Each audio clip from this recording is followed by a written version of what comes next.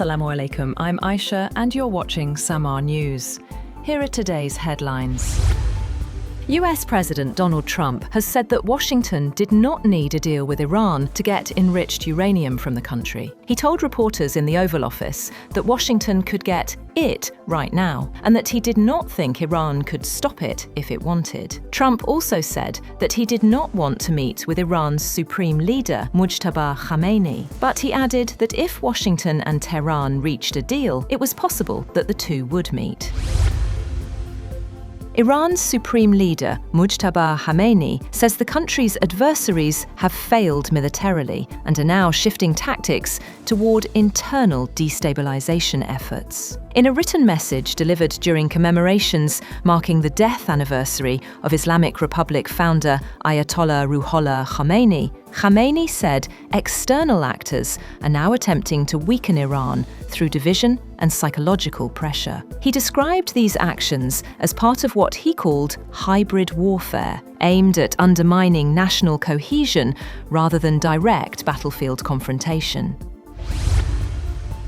Islamic Revolutionary Guard Corps has said that there can be no lasting peace in the region unless Israel withdraws from Lebanese territory. In a statement carried by Iranian media, the IRGC called for an immediate halt to attacks in Lebanon and urged Israel to pull back behind internationally recognized borders. The statement comes as Israel continues to strike Lebanon despite a fresh ceasefire. Israeli Defense Minister Israel Katz made it clear that the attacks would continue for the time being, while the occupation forces would not withdraw from the south.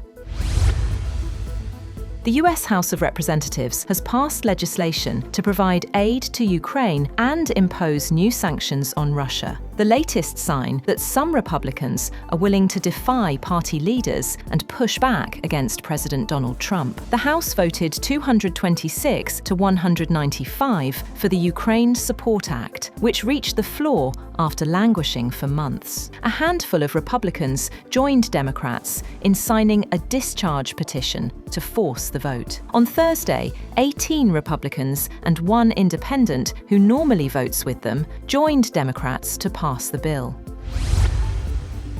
The US has imposed sanctions on Cuban President Miguel Diaz-Canel and some affiliated people and entities. The US Treasury Department's website showed that the sanctions also targeted 4 other people and 5 entities, including Diaz-Canel's wife, Liz Cuesta Peraza, 2 members of the Castro family, and the Ministry of the Revolutionary Armed Forces. The sanctions were announced as President Donald Trump told reporters that the US wanted Cuba to be a nicely run country.